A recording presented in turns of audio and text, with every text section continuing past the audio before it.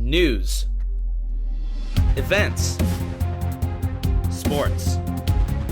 Same time, same place, right in the heart of Isla Vista. UCSB TV is serving UC Santa Barbara and the surrounding community with real journalism. Hi Gauchos, Alexandra Goldberg reporting here in the studio. Today is Friday, February 10th. This week, UCSB TV is bringing you all of the sports, news, and events you need to know for the week. This week, our newscast has a lot to catch you up on. First, we thank you for your continuous support of UCSB TV, and we value our listeners for tuning in weekly. UCSB's men basketball took the win against rival school Cal Poly San Luis Obispo in a recent face-off on February 2nd.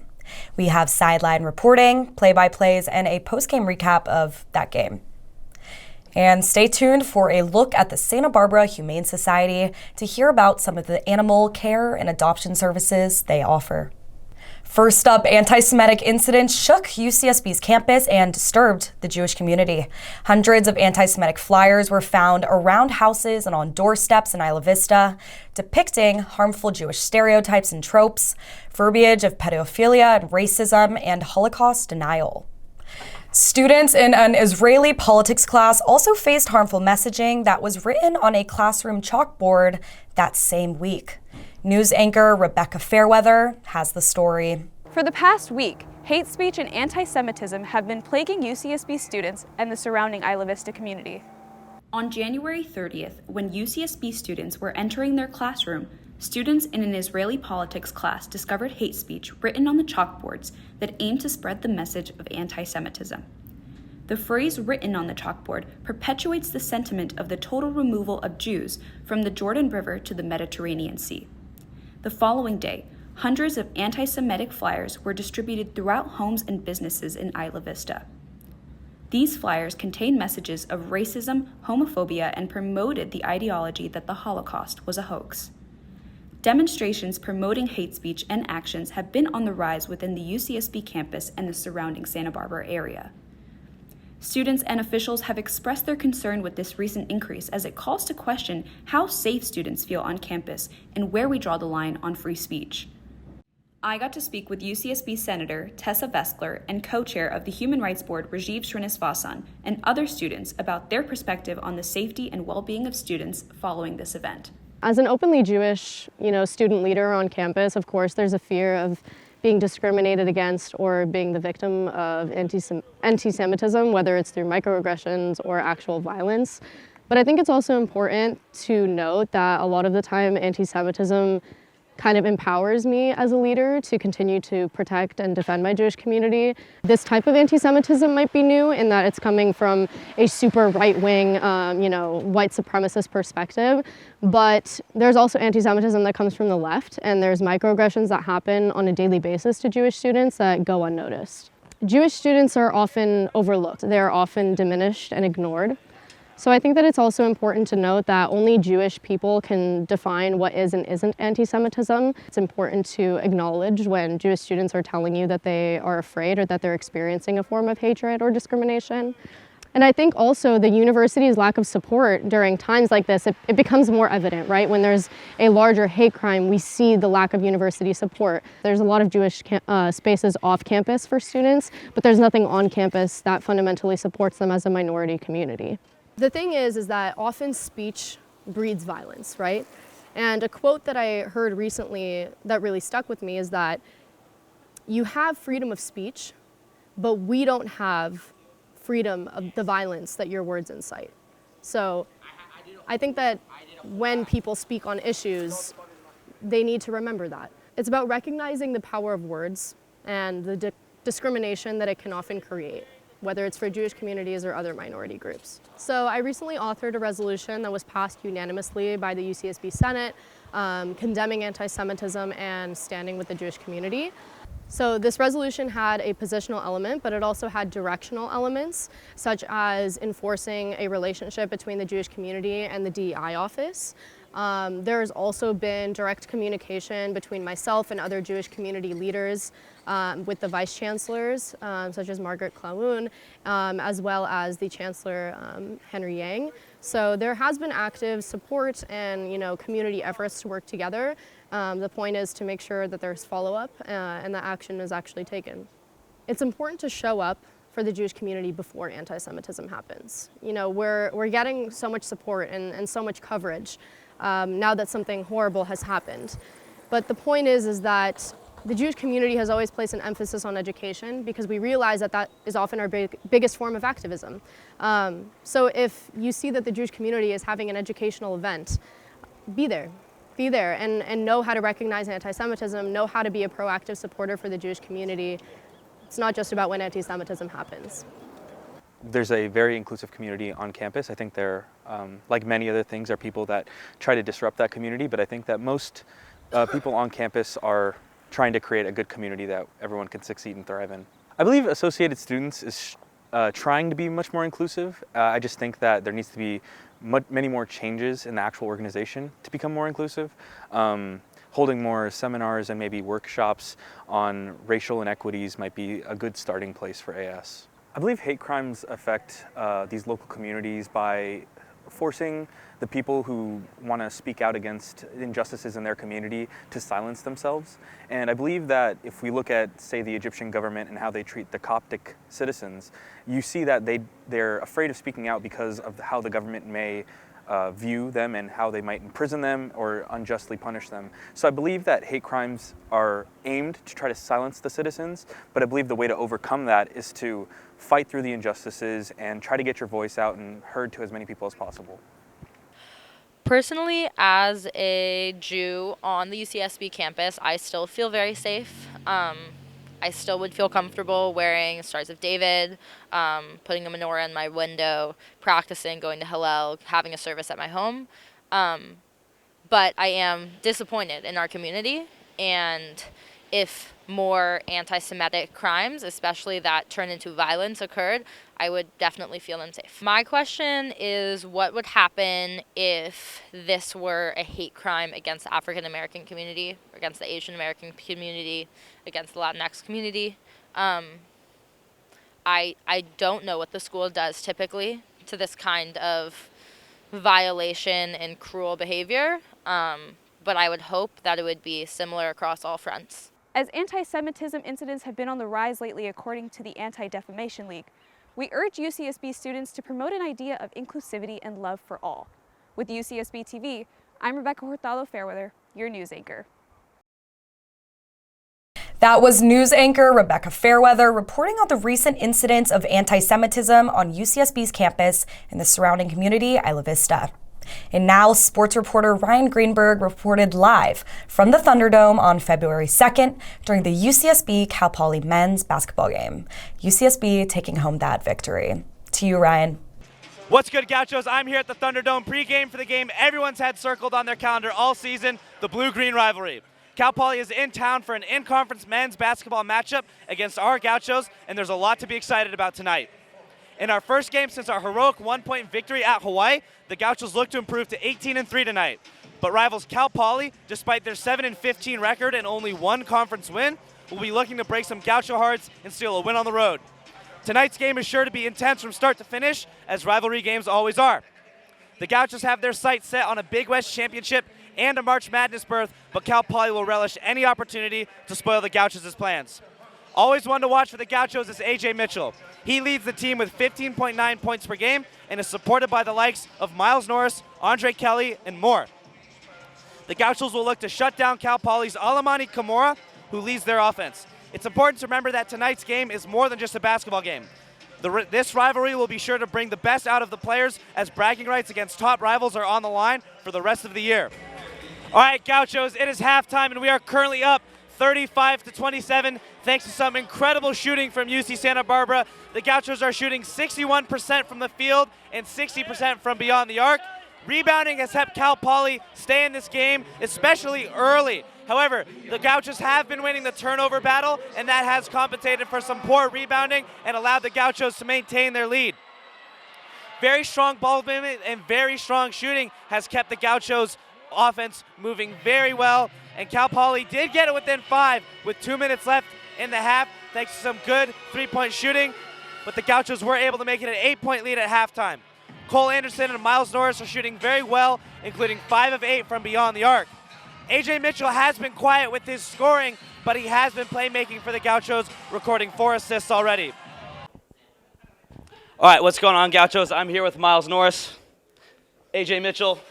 Huge win over Cal Poly. AJ, before we get into tonight's win, I want to ask you about that shot against Hawaii. Was that what the play drew up? Was that improv? Were you looking for a foul? Take me through that last shot. That was basically the play. It was get the ball to the top and then just make a play, get foul or score, and I scored. So, what does it mean to have the trust of your teammates and coaches to take those big shots at the end of the game? Man, it's amazing, especially like as a sophomore. I mean, it's crazy to have that type of confidence. Thanks to my teammate and my coaches. Yeah, of course.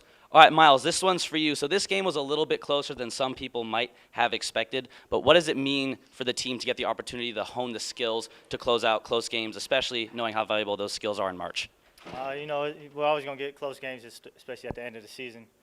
But, you know, it's good to close out, finish games. It feels good, you know, probably closer than we wanted, but if we come out with the win, that's all that matters. So I think just keep racking up the W's, and it's going to take care of itself. Yeah, win's a win. All right, so this was your last time playing Cal Poly at home. What do these games mean to you, and how are they different from any other game? It means a lot, especially this game, playing Cal Poly the last time. I want to go out with a win, but, you know, we want to win in front of our crowd. Big crowd, you know, everyone comes out for this game. So we try to show out, you know, win the game, but, you know, make some plays and make it exciting. All right, and AJ, you've got 2 more games at home against Cal Poly. So what does this one mean to you, and how does it help you prepare for the next 2? I mean, it's amazing, especially at home, having this crowd. It's always great to play Cal Poly, and, I mean, I'm excited for those next 2 games. Yeah. All right, so this one's for both of you guys. Have you guys set your eyes on the Big West Championship yet, and maybe more games in March, or are you still present in the regular season? I think we're still present in the regular season. Obviously, we all want to win, and we want to get to the NCAA tournament and win a game, win 2 games. Why not win it? So we're ready for that. And you? Same thing. Can't look too far ahead. Just take it a game at a time. You know, that's the end goal is to get to a tournament, win the Big West Championship, but got to win each game by game, really. Yeah. All right, good win tonight. Enjoy the win. Thanks. Thank you for your time. Much appreciated. Thank you for watching. Hey Gauchos, Hannah Abergel here. Last week, our men's basketball team played Cal Poly. The victory over our rivals Cal Poly ended up being closer than some of the Gauchos would have preferred, but you'll always take a win over your biggest rival any way you can get one. The game was closely contested all the way from the first whistle. Cal Poly dominated the rebounding battle, especially early, but the Gauchos were able to make up for that and get the ball back by forcing multiple turnovers on defense. Strong ball movement and very efficient shooting powered the UCSB offense. The Gauchos shot 61% from the field and 60% from beyond the 3-point arc, including a combined 5 of 8 from Cole Anderson and Miles Norris. The Gauchos earned an 8-point lead going into halftime, the score being 35-27. The Gauchos started the second half rather lethargically, and Cal Poly slowly whistled down UCSB's lead. The ball movement and strong powering UCSB's offense in the first half failed to continue into the second half, and Cal Poly tied the game with less than 6 minutes left. However, the Gauchos kept their pose and never gave Cal Poly the lead, despite surrendering their own. Andre Kelly scored 2 huge buckets at the basket in clutch time, and with the Gauchos reclaiming a slim lead. The game began turning into a free throw shooting contest. AJ Mitchell earned and converted a huge and one with 1:14 left in the game. And then a Miles Norris block protected a 64-60 lead with less than a minute left. Cool free throw shooting enabled the Gauchos to ice a 68-62 win. While some fans may have been hoping for a more dominant win over Cal Poly, it's important to emphasize the rivalry games always have the potential to be closer than it would suggest on paper. Furthermore, having an opportunity to hone the skills necessary to win close games and to play clutch basketball will definitely pay dividends in March, as UCSB will have their sights set on a postseason run. All right, Gauchos, that's all for today. I'm Hannah Abergel, and I'll see you next week. That was Ryan Greenberg with your sports report, UCSB men's basketball versus Cal Poly. Always a fun rival game to watch. Next up, events anchor Pricila Flores sat down with Dory, Villalone, and some furry friends at the Santa Barbara Humane Society to chat about local animal rescue services. Santa Barbara's longest-serving animal welfare center broke records in its 2022 year with a 90% increase in live releases. This is an astounding record hit, with the national average being 89%. Santa Barbara Humane is a nonprofit organization funded solely through donations and grants and offers low-cost or free medical service with a no-questions-asked policy. Outside of medical needs, they offer training classes for dog owners with a specialized behavior training program that ensures the animals are not just given away because of behavioral issues. This is one of the leading factors that contributed to the increases in releases. While they broke records last year, they hope it is not their last. Our adoptions were so great last year, partly because we partnered up with an organization that helped us save kittens from overcrowded shelters in Los Angeles. So there were weeks, multiple weeks, where a van would come up from LA with 30 kittens ready for adoption. So it's a great program. That helped our adoption numbers a lot. Everybody loves kittens. And there were I think we did 500 this year. And you still get excited when somebody brings in a bunch of kittens. So that was big. We have an amazing medical program. So the animals that are brought to us get a really good medical treatment, any treatment that they need. We have a great behavior program, so animals that come in that might need a little work on their manners get that. So basically we have just really good animals available for adoption. We know there's a lot of places around where you can adopt from, and we want to be the place that people come to. So we just have quality, great animals and a great team to help you out. We have 11 dogs coming in on Monday from Fresno, and they are just adorable, and we're very excited about that.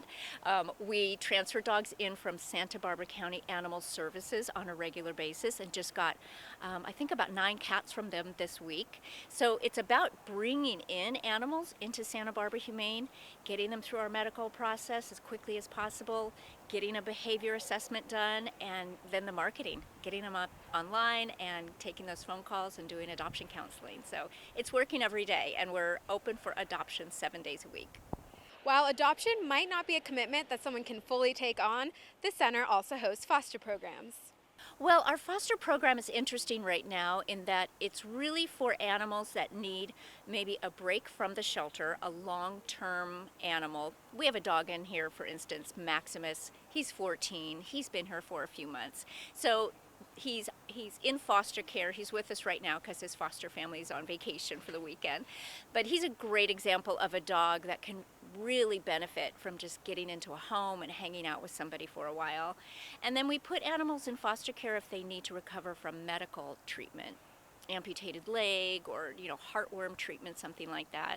But really our dogs and cats that are here are available for adoption. So we encourage folks just to come in and do the adoption, and let's match you up with an animal. The ideal candidate for the foster program as far as an animal is going to be a cat nursing her young kittens. That's the biggest need for fosters. So if a student has interest in caring for a cat and raising kittens till they're about 8 weeks old, that's perfect. You get to bring them in, love them up, watch them grow, and then they all get spayed and neutered and they find new homes. And then you probably can get another one pretty soon. So yeah, we'd love to have fosters for queens and their babies. If it is a cat with her kittens, they don't need a whole lot. They need a safe place to go, and they need socialization. So your social calendar can remain the same, and your schoolwork can remain the same. With dogs, of course, a dog is a bigger commitment. Dogs really, when you're thinking of fostering or adopting, you really have to think about your day-to-day and how the dog is going to fit in. You have to think about if the dog's going to restrict on where you can live next year, or that trip you might want to take over the summer. So for a dog, probably a dog that might be recovering from medical care would be the best one. One of the really cool things about working here is being able to say yes. And we want people to come and use our services. So if you can't afford to get your pet spayed or neutered or vaccinated, we will help you. If you need dog training help and you're thinking you can't afford the class fees, we will help you. if we want to make sure, if you need pet food, you need a leash, you need a collar, you need a crate while your puppy's growing up, come here and talk to us, because we're going to figure out how we can help you and help keep families together. For more information on how to give back or how to foster or adopt, visit the Santa Barbara Humane Society's website. This is UCSB TV's Pricila Flores. Thank you for tuning into UCSB TV, the newscast that has all of the news, sports, and events you need to know about Isla Vista in UCSB. I'm Alexandra Goldberg, UCSB TV producer, and we'll see you next week.